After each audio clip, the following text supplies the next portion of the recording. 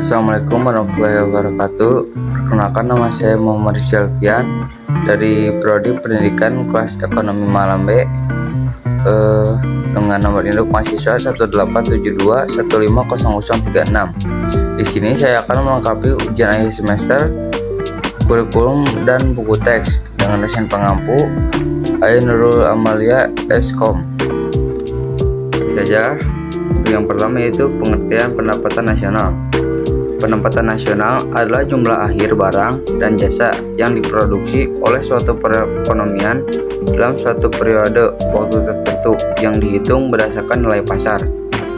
Data pendapatan nasional yang dihasilkan dapat digunakan untuk membuat prediksi tentang ekonomi masa depan negara tersebut. Selanjutnya itu pendapatan nasional menurut para ahli.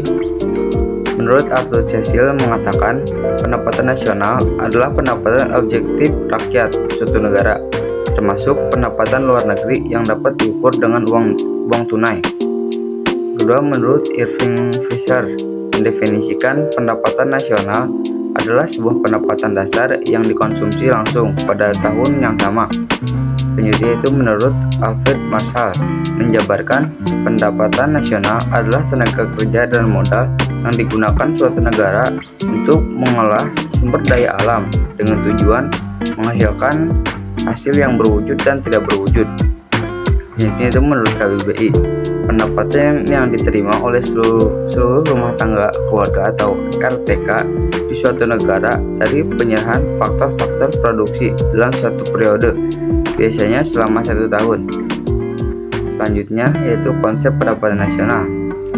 Produk domestik bruto atau gross domestic product (GDP) adalah nilai akhir barang dan jasa yang dihasilkan oleh unit-unit produksi yang berada dalam suatu domestik atau wilayah yang diukur dengan satuan uang selama 1 tahun. Selanjutnya, produk nasional bruto atau gross national product (GNP) adalah nilai akhir barang jasa yang dihasilkan oleh warga negara dari suatu negara yang diukur dengan satuan uang selama 1 tahun.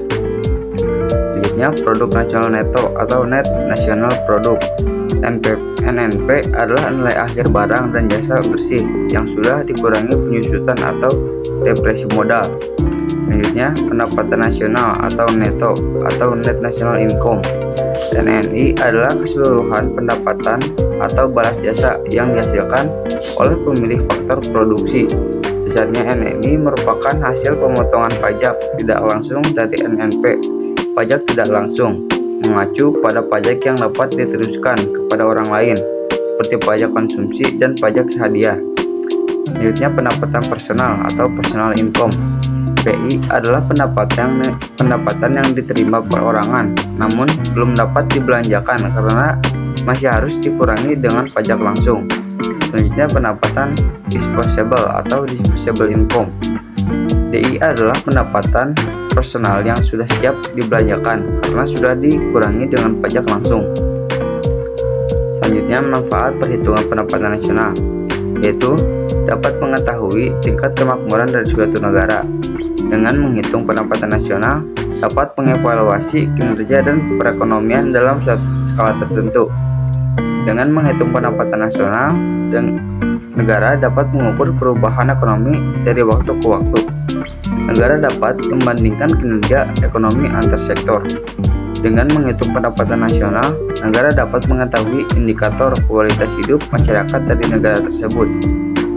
Hasil dari menghitung pendapatan nasional dapat menjadi indikator perbandingan kinerja ekonomi negara. Dapat dijadikan sebagai indikator perbandingan dari kualitas standar hidup suatu negara dengan negara lain. Dapat menjadi ukuran serta perbandingan pertumbuhan ekonomi dari waktu ke waktu. Dapat dijadikan ukuran serta perbandingan pertumbuhan ekonomi serta kekayaan antar negara. Selanjutnya yaitu faktor yang mempengaruhi pendapatan nasional. Pendapatan nasional adalah nilai total output akhir suatu negara dari semua barang dan jasa baru yang diproduksi dalam 1 tahun. Pertama, konsumsi dan tabungan. Konsumsi adalah pengeluaran total untuk memperoleh barang-barang dan jasa dalam suatu perekonomian dalam jangka waktu tertentu atau biasanya 1 tahun. sedangkan tabungan atau saving adalah bagian dari pendapatan yang tidak dikeluarkan untuk konsumsi.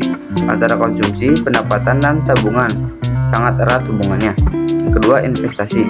Pengeluaran untuk investasi merupakan salah satu komponen penting dari pengeluaran agregat. Investasi adalah aktivitas penempatan modal baik berupa uang ataupun aset berharga lainnya dalam suatu benda, lembaga, atau suatu pihak dengan harapan pemodal dan investor kelak akan mendapatkan keuntungan setelah kurun waktu tertentu. Ketiga, permintaan dan penawaran agregat. Permintaan agregat menunjukkan hubungan antara keseluruhan permintaan terhadap barang-barang dan jasa sesuai dengan tingkat harga. Selanjutnya, metode perhitungan pendapatan nasional. Cara paling sederhana untuk memperhitungkan pendapatan nasional adalah dengan cara mempertimbangkan apa yang terjadi ketika suatu produk diproduksi dan dijual. Biasanya, barang diproduksi dalam sejumlah tahap, di mana bahan baku dikonversi oleh perusahaan pada suatu tahap, kemudian dijual ke perusahaan pada tahap berikutnya. Pertama, pendekatan pendapatan. Pendekatan yang pertama ini adalah dengan cara menjumlahkan seluruh pendapatan atau upah, sewa, bunga, dan laba yang diterima rumah tetangga konsumsi dalam suatu negara dan suatu periode tertentu sebagai imbalan atas faktor-faktor produksi yang diberikan kepada perusahaan. Yang kedua, pendekatan produksi. Pendekatan produksi adalah cara menghitung pendapatan nasional dengan cara menjumlahkan nilai seluruh produk yang dihasilkan suatu negara dari bidang industri, agraris, eksekutif, jasa, dan niaga selama satu periode tertentu. Ketiga, pendekatan pengeluaran, yaitu dengan cara menghitung jumlah seluruh pengeluaran untuk membeli barang dan jasa yang diproduksi dalam suatu negara selama satu periode tertentu. Mungkin itu saja yang dapat saya sampaikan. Kurang lebihnya mohon dimaafkan. Wassalamualaikum warahmatullahi wabarakatuh.